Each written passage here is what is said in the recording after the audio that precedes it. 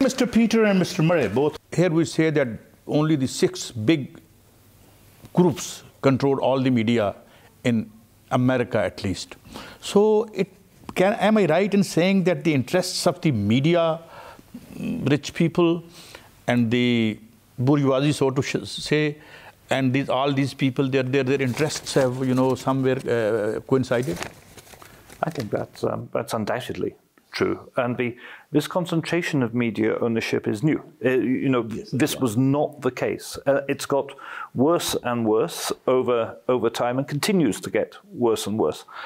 And you have, in the UK, we have a state media as well. We have a billionaire media, which is exactly the same as the states. 5 to 6 groups own everything. Rather less, actually. It's basically 4 groups. 4 groups, yeah.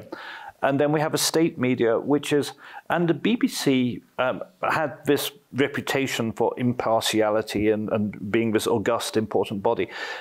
Nowadays, it's a state propaganda organization like any other state propaganda, the BBC I don't go quite as, organization. Yeah. I don't go quite as far as Craig Murray on that, but there are really worrying signs. There are people put there on the board by the government who clearly are totally biased towards the government. For legal reasons, I don't want to name them, but it's a really troubling thing, because I was brought up, like you, to really believe in British values of freedom, that the BBC was an independent institution, decency, and the BBC has allowed itself to be captured in many ways by the Conservative Party in that long period of Conservative rule, and the signs are that exactly the same thing will happen the moment that Keir Starmer gets into Downing Street, as he will, Labour at some stage this year. And instead of being independent, it's allowing itself, and again, creepy executives who don't know what the BBC stands for, it drives me, it really upsets me, are allowing this great institution to be turned into a vehicle for government.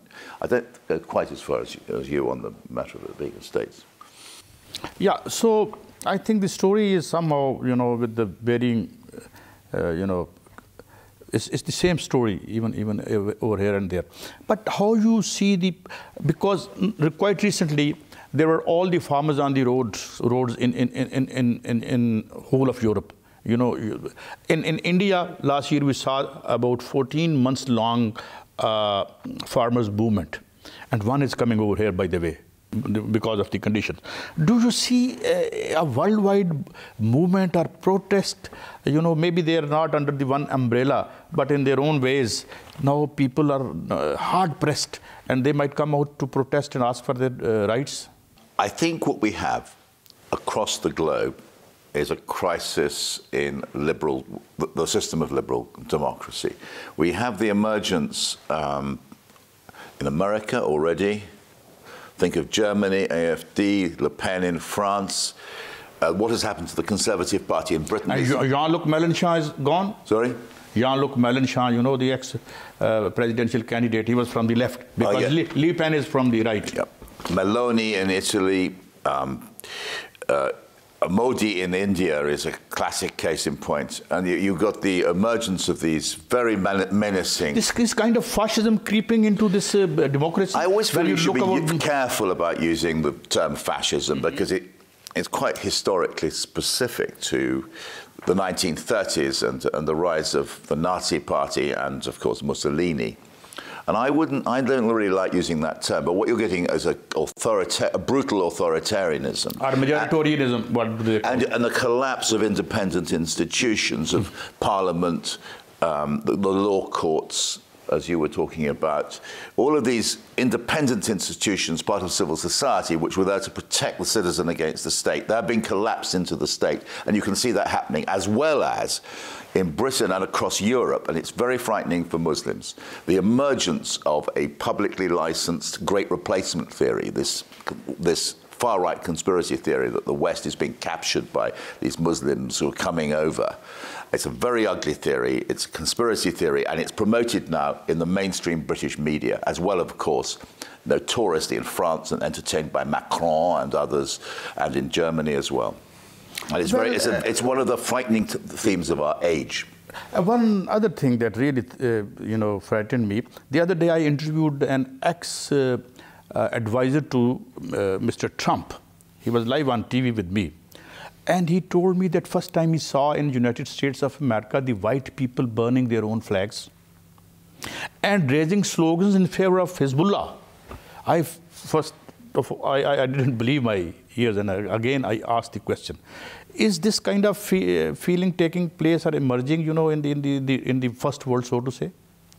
I think there is a huge amount of anguish at declining living standards and declining opportunity for the future. People, what has changed in society in the West, I think, profoundly, is that people had the expectation that normally their children would be a little wealthier, a little better off, and a little more advanced than they are. That is now no longer the expectation. People worry that their children will not be able to have their own homes and do all the other things people had strived towards. There's a feeling of social decline. And it's led to a great deal of inarticulate rage. And the problem is providing a channel for the progressive pathway for people to take part in politics in a positive way that does something useful with that discontent. But instead, people are being misled by extremist populists, and particularly into racism and into blaming immigrants, or the idea that the fact that you don't have any money, you don't have enough opportunity in work, that you are insecure in your housing and things, is not the fault of this billionaire, it's the fault of this immigrant. That is the trick which is paid. And the media are the people who put that message out all the time. And that is the great difficulty at the moment. Mr. Peter, it means there's something fundamentally wrong with the economic system that is in place, and this hypothesis that the government has no business to do business. So at least this can't be acceptable as far as health and education is concerned. So do you think we need some fundamental and major changes in this, and we should be, getting rid of Thatcherism and Reaganism? I think that I was a supporter of Mrs. Thatcher. Okay. And I think that the British state in the 70s was getting dysfunctional, and the power of the trade unions was too great at that stage, and she did a lot for me of necessary things. But what it's gone on is almost what we now have is movement from capitalism, modified by social democracy, which we had even under Thatcher, into naked greed and cronyism and the corporate capture of the state. And that is something which I didn't see coming, but it has happened, and I completely agree with Craig. And I think what's going to happen, and also we've lost the institutions which stood up against it. The unions have been so weakened. The press, which used to be very diverse in Britain, has really become a monolith. And so there are movements against this, but it's very new. And I think we are moving towards a new kind of politics, and a very dangerous moment in our national. Although I say don't use the word. When you dangerous, what do you mean by saying? Well, I do think that. I mean, one of the things in, privatization under Thatcher, we can see them now going wrong. Like the water companies, they were sold to overseas investors. They failed to invest in the infrastructure. Huge dividends went to the investors. Did privatization work? Did it work in some industries? It's another discussion. But it has now created a situation where sewage is being pumped into British rivers and the sea, and where the companies are going bankrupt because they can't afford to service the problems they've got. And we are seeing that. I think we are going to go through a change of consciousness, and it's also about humanity. We have been prioritizing greed, the individual over the community. This is. Can we cure capitalism? We can change capitalism. I mean, we have tried socialism as well. You look at what happened in the Soviet Union. That was a disaster. It was inhumane and terrible. But capitalism is now out of control in the same way that communism got out of control with the Bolsheviks in the 1930s. And it has to be reined back in. As I look to Attlee, I think looking more and more like the greatest British Prime Minister of the 20th, well, certainly peacetime, of the 20th century. And but do you support the greater intervention of the state into... Yes, I think that's going to happen, for sure. It's going to happen. Is there any force, Mr. Murray, over there which represents this kind of thinking and which is emerging? Well, I think we're starting to see a movement emerging, but this would depend on a revolutionary change in British politics in which the Labour and Conservative parties are replaced by a new party. That's going to have to happen over. And if you're looking at that happening, you're talking of a process which is going to be at least a decade to go from now, because we're at the beginnings of that process.